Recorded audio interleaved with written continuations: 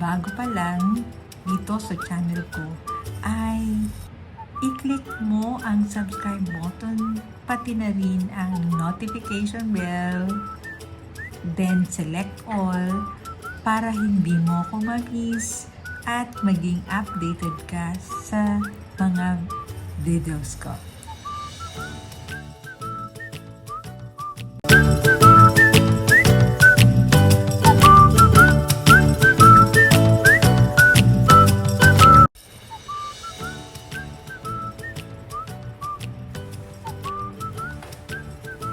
Hi, Alamin! Andyan pala kayo. Sa video ito ay pupuntahan natin ang Solvang sa California, USA. Makikita din natin ang main attraction, ang Danish heritage and architecture.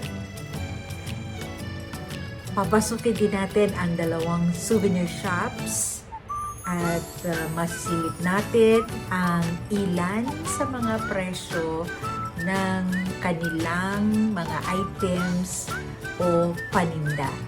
Kaya Alamin, tapusin mo ang video na to, ha? Promise?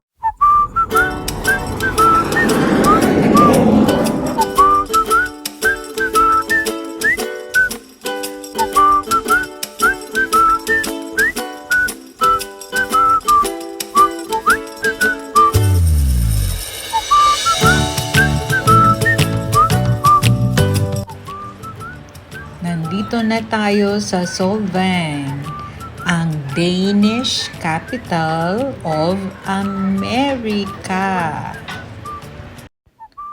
Solvang has a rich Danish heritage, authentic architecture, gabled roofs, old-world craftsmanship, and traditional windmills.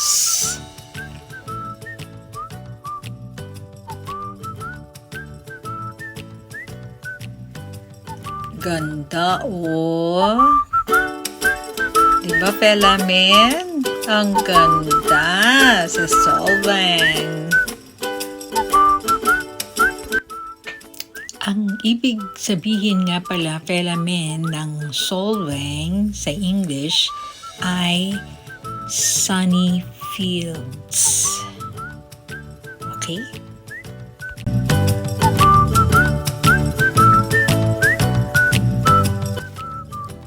Makikita mo sa paligid ang mga flags ng US at Denmark.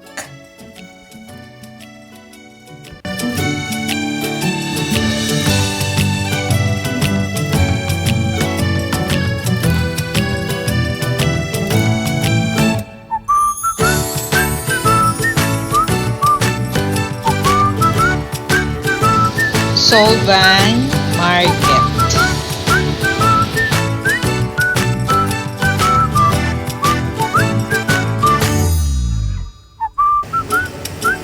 Yun ang isang traditional windmill.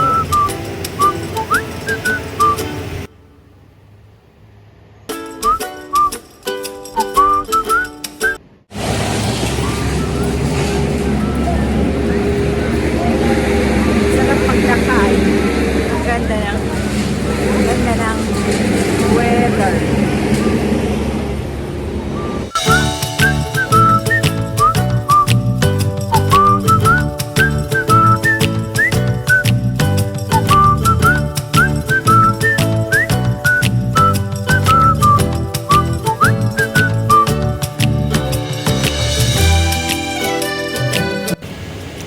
Pagkatapos maglakad-lakad ay nag-stop over muna kami sa subway para kumain.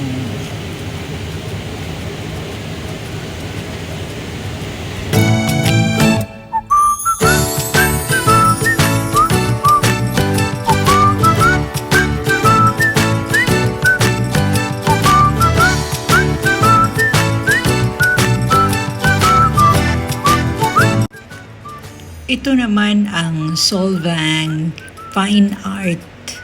Ito ang art gallery ng mga American at European artists.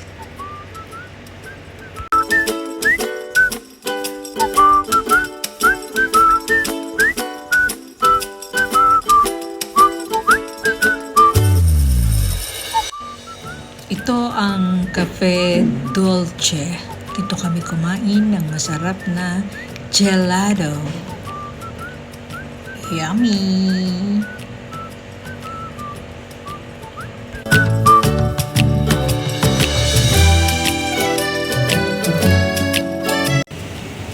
Solvang Shoe Store.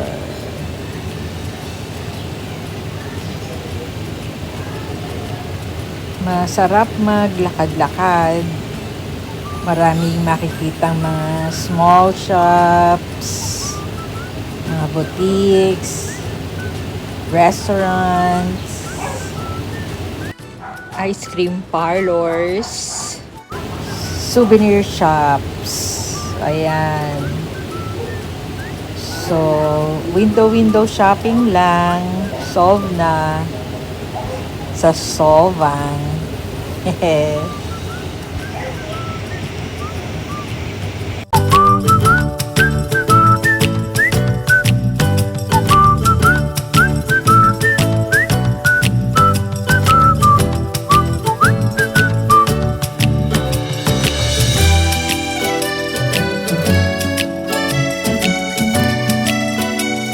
yung isa sa mga windmill.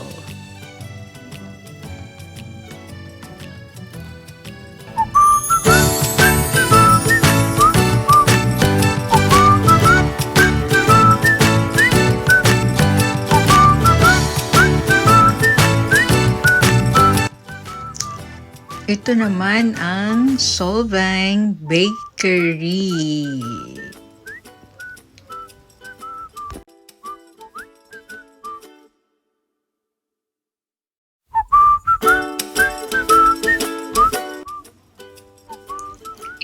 Ito yung unang souvenir shop na pinasok namin. Silipin din natin yung kanilang mga presyo.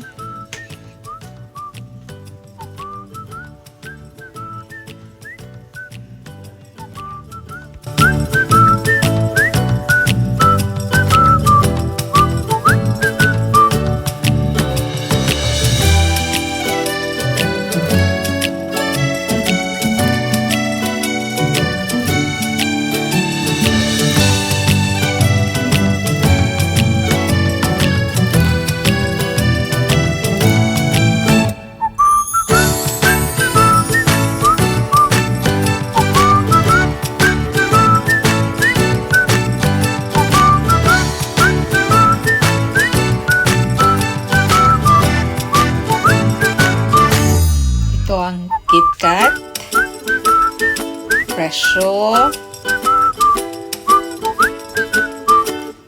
$1.90.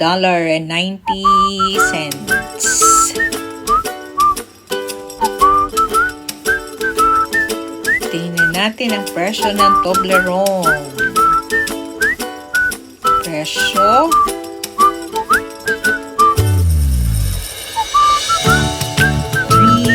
$3.95.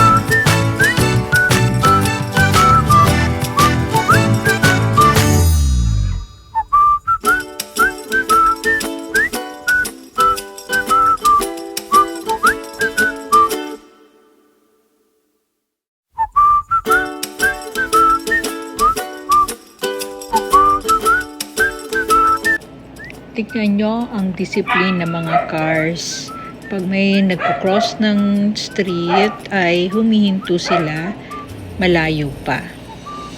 Amazing! Galing-galing!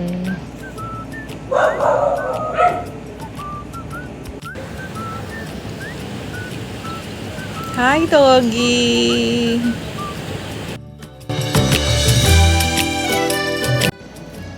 Ito ay another souvenir shop. Silipin ulit natin ang kanilang mga presyo.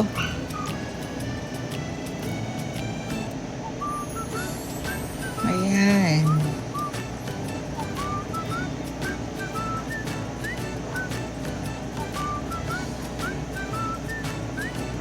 Nakabili din ako ng souvenir plate.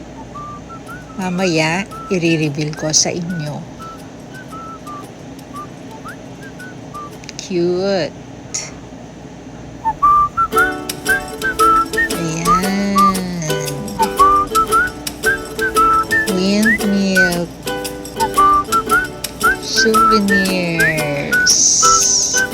Cute.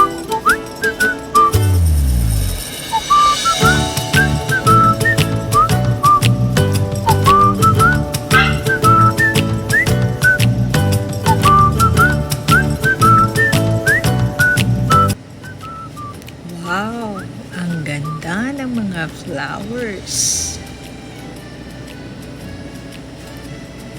Beautiful.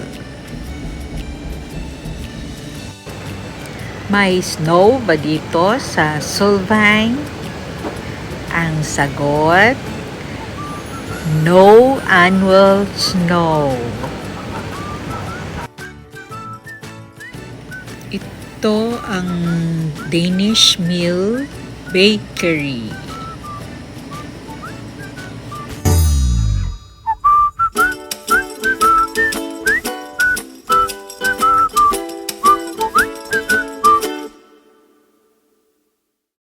Gaano kasi may ano salamin. Oo. Hello. Not yet tired? You're doing that the whole day? Soft serve ice cream, $3.95. Cutie! Cutie, cutie! Dito sa Copenhagen House ay may mga parts na jewelry store, toy store, home goods store, at museum. October kami pumunta, kaya meron na ring Halloween decorations. According dun sa nabasa ko, ang best time to visit Solvang ay July. Kasi sa month ng July ay ito ay ang may pinakamahabang araw between sunrise and sunset. At dahil doon ay mas magagawa mo at mai-enjoy ang iyong daytime activities sa Solvang.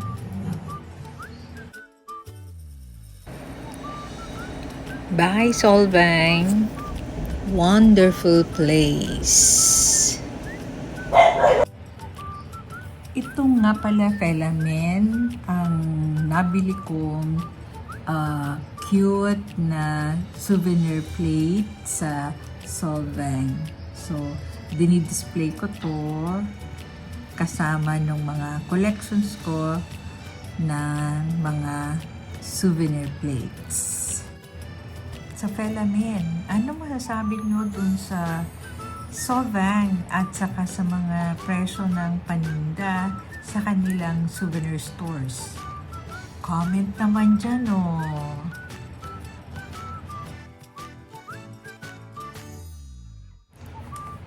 Shout out kina Boy, LP, Ate Lily.